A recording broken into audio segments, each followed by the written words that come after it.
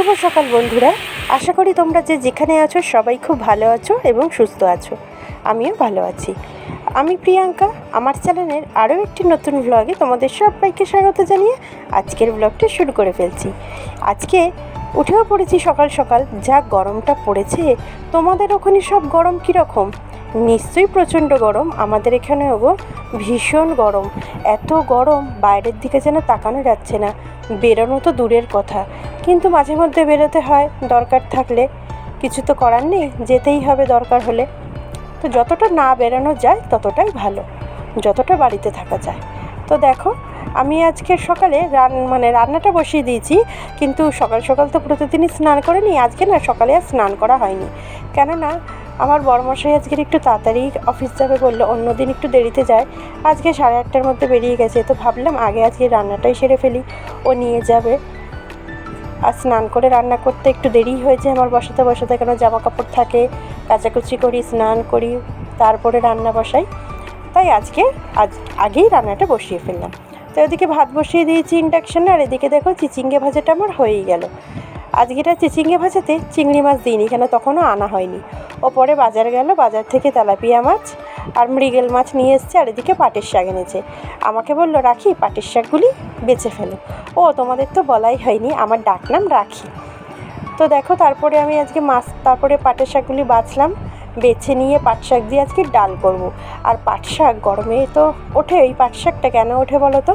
পাট শাক প্রচণ্ড পরিমাণে ঠান্ডা, পেট ভীষণ ঠান্ডা রাখে, শরীরও ঠান্ডা রাখে, শরীরে জ্বালা পড়াটা দূর করে পাটের শাকে, আর প্রচণ্ড পরিমাণে পেট ঠান্ডা করে। তাই গরমের দিনে পাটের শাক খাওয়া ভীষণ উপকারী আমাদের শরীরের পক্ষে। তাই আজকে পাট শাক দেখতে পেয়ে নিয়ে এসেছিলো। আজকে করেছি পাট শাকের ডাল, আর কিছুটা রেখে দিয়েছি বড়া করব। বিভিন্ন রকমভাবেই খাওয়া যায়, মাছের ঝোলেও দেওয়া যায়, বড়া, ডাল, এমনি পাট শাক ভাজা রসুন সম্বাদ দিয়ে। তো আজকে আমি ডাল করব। আগে মাছের ঝালটা বসিয়ে নিচ্ছি। ওই একটা ছোট্ট পেঁয়াজ দিয়েছি, কেন মাছটা জ্যান্ত ছিল, তবুও বললো একটু পেঁয়াজ টমেটো দিয়ে ঝাল করতে। তাই একটা ছোট্ট পেঁয়াজ দিয়েছি, একটা বড় দেখে টমেটো দিয়েছি, 4-5টা কাঁচা লঙ্কা, একটু আদা কুচি, রসুন আর দিইনি।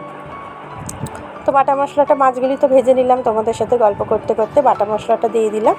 কালো জিরে ফোড়ন দিয়ে মশলাটার মধ্যে অল্প একটু লঙ্কার গুঁড়ো দিয়েছি, জাস্ট রঙটা হওয়ার জন্য, আর কাঁচা লঙ্কাটা দিয়েছি ঝালের জন্য।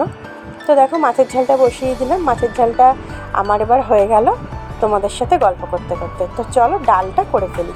ডালটাতেও প্রথমে কড়াইতে কালো জিরে সম্বাদ দিয়ে একটা পেঁয়াজ দিয়েছি। আমি এই ডালটা রান্না আমার শাশুড়ি মায়ের কাছ থেকেই শিখেছি। মাও যেরকমভাবে করতো আমিও সেরকমভাবেই করি। পেঁয়াজটা একটু ভাজা ভাজা হয়ে যেতে পাট শাকগুলি দিয়ে দিই, আর পাট শাক কড়াইতে দেওয়া মাত্রই দেখবে একদম কমে যায়। তো পেঁয়াজটা বেশ আমার ভাজা ভাজা হয়ে গেছে, তারপরে পাট শাকগুলি দিয়ে দিলাম। এবার শাকগুলি একটু মজে গেলেই ডালটা, হলুদ নুন দেওয়া আছে, ডালটা দিয়ে দেবো। আর তারপরে সামান্য একটু মিষ্টি দিয়ে দেবো, কেন পাট শাকের ডাল তো একটু মিষ্টি দিতে হয়।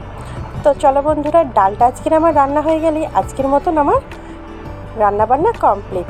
তাই ভিডিওটাও শেষ হয়ে যাবে আর কিছুক্ষণের মধ্যেই। আর ভিডিওটা ভালো লাগলে কী করতে হবে? চ্যানেলটা সাবস্ক্রাইব করে আমার পাশে থাকতে হবে, আর লাইক করতে হবে, কমেন্টে জানাতে হবে কেমন লেগেছে, আর একটু শেয়ার করতে হবে।